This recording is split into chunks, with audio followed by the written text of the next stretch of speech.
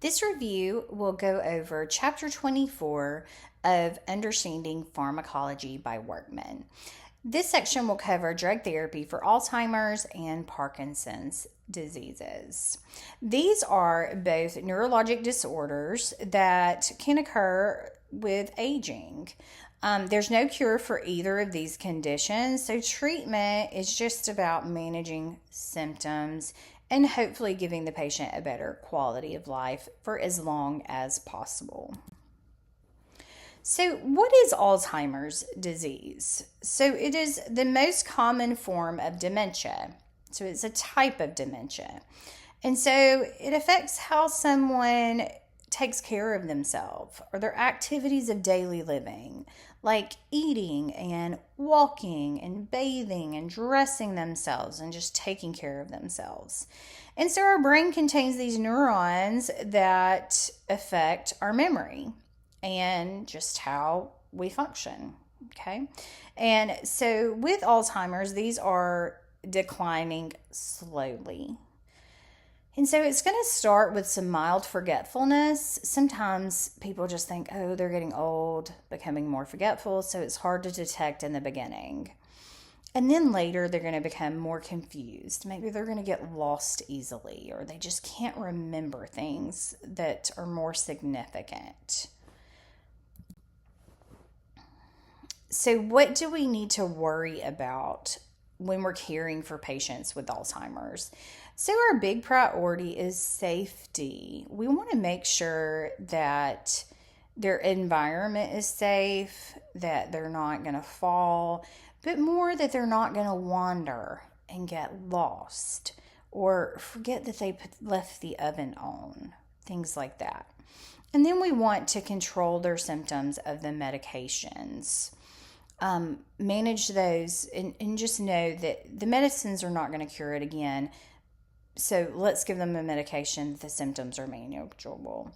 And then let them be active in their daily activities for as long as possible. So let's talk about our medications specifically. So before we give a patient a medication, we want to assess, can they swallow? So they don't aspirate. Also, we want to watch them for bleeding. These are acetylcholinesterase inhibitors that can cause GI bleeding. So we want to watch for any signs of this, like black tarry stools. And we also want them to take it with food. And so especially galantamine and I hate saying this word, rivastigmine, they need to take it twice a day with food so it doesn't cause the stomach to get upset. So some common medications is galantamine that I just mentioned, and some brand names of that are Remeryl and Razidine. They need to take this twice a day with food. And then this is my favorite, rivastigmine. And that's Exaline, which is much easier to say. And again, they're going to take that twice a day with food. The drug class I've already mentioned is the anticholinesterase inhibitors, and it just manages those symptoms. And so now let's switch gears and look at Parkinson's disease. So Parkinson's disease affects those neurotransmitters in the brain, and it's kind of like the seizure activity, and some of those medicines are interchangeable. When we talked about seizures, we talked about those neurons in the brain and the way that things are communicating to each other in the brain. And so this is what's happening with Parkinson's also, only those chemical messengers that send those signals are depleted or they're not working right. And so just like Alzheimer's, these symptoms are progressive. And so they start slowly with like a hand tremor, and they get worse over time and eventually affect movement and daily functioning. So Parkinson's is all about our movement. So our brains are usually fine. This is our physical abilities are going to be impaired. And so if you look at the figure, it shows some of the symptoms. And so people have tremors at rest. And like I said, usually it's going to start with a mild hand tremor. And so those are involuntary shaking, often in the hands and the arms. And then they're going to become rigid, which means those muscles are going to get really, really stiff and they can't move them as easily. And then bradykinesia, which means that they're going to move slower. Remember, we always say brady means slow. And so kinesia means movement, going back to our medical terminology. So they're going to be moving slow. And then their gait is going to be affected. So gait is how we walk and our balance. So they may shuffle their steps, not move their arms, have a hard time balancing. So things that we want to monitor for these medications, these COMT inhibitors. So we want to be careful with rhabdomyolysis. And so if they're having muscle aches or weakness, those are symptoms of rhabdomyolysis. And this is a serious adverse effect. So we want to be careful with that. Also, one of the specific medicines, apomorphine, we need to know that we're only going to give this as a sub-Q injection. We never give it through an IV or any other way, just through sub-Q. Why does this matter? Because IV drugs are absorbed immediately and act quickly, and that would be detrimental to a patient if we were to give this IV. Sub-Q injections are absorbed much slower. And so proper route prevents that quick absorption. Another medication is roprinol or Requip. This makes people really, really sleepy. And so make sure if patients are reporting episodes of narcolepsy, they're letting the doctor know right away. And this could be dangerous, especially if they're driving. And so roprinol is actually given for restless leg syndrome always. And they always take this at night because it really does make them sleepy.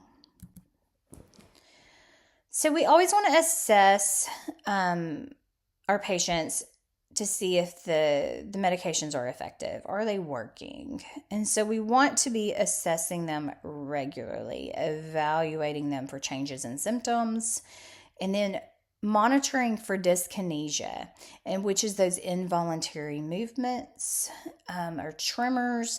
And then we want to monitor for that rigidity, which is the stiff muscles, and the tremors again.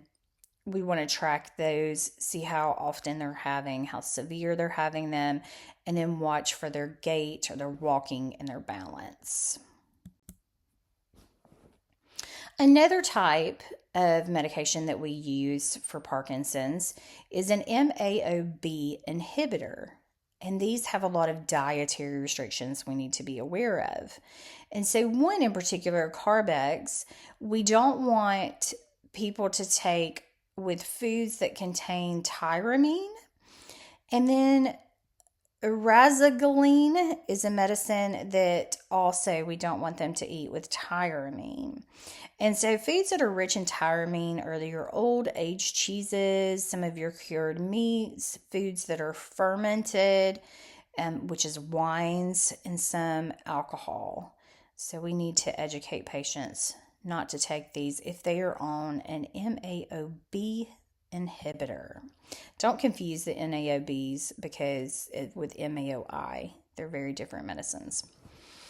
So these medications have anticholinergic effects, which means that we need to teach our patient when they're taking these medicines to make sure that they're not getting too hot. They can overheat quickly, so stay in the air conditioning if it's hot outside. They're going to impair the body's ability to regulate temperature. And so we want to be really careful of extensive heat. Another popular Parkinson's medication is carbidopa-levodopa. This medication puts people at high risk for melanoma, which is a type of skin cancer. And so they may get malignant melanoma, which is skin cancer that spreads to other parts of the body and can be deadly.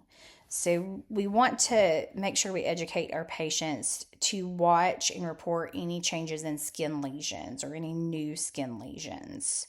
And so when they start taking it, we would want to do a baseline assessment because we always assess first as nurses.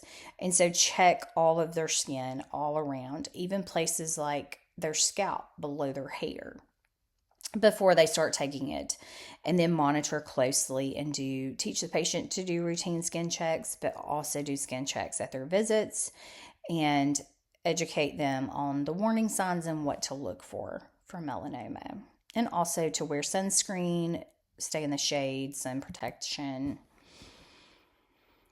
For education, we want to make sure that they're reporting symptom changes. That's very important.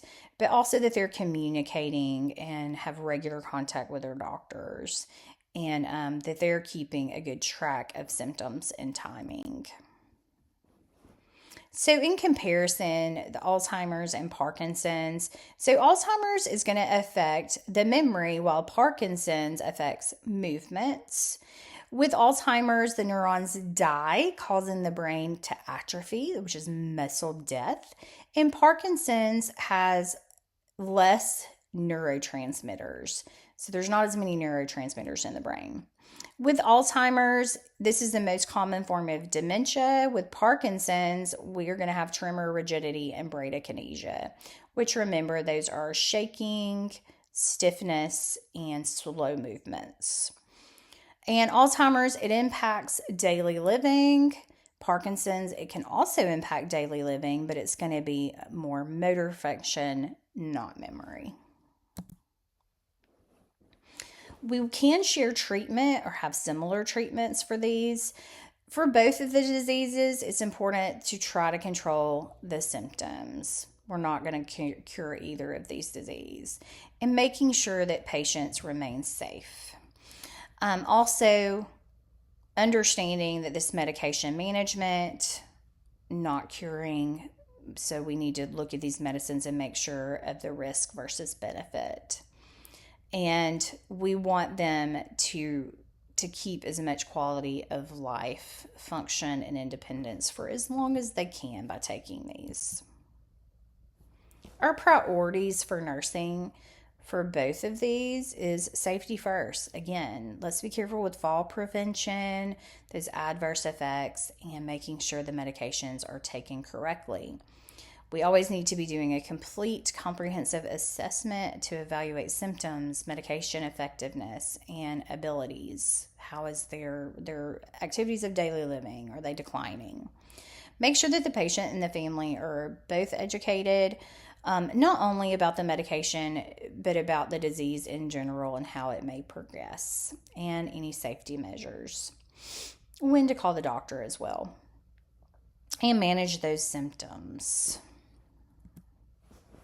So our key takeaways is knowing that for Alzheimer's and Parkinson's, there is no cure. We are just working on managing symptoms. We need to monitor closely and remain vigilant in assessing our patients and communicating with them. And again, safety. And education. Make sure that patients are aware of what they're taking, what to expect. And so while Alzheimer's and Parkinson's present significant challenges, with knowledgeable nursing care focused on safety and symptom management, patient education, it can dramatically improve a patient's quality of life for not only them, but for their families as well. We want to be excellent in our care, and that comes from understanding the needs of the conditions and the vigilance for safety concerns with the medications. Okay, that's all we have for the review of medications for Alzheimer's and Parkinson's.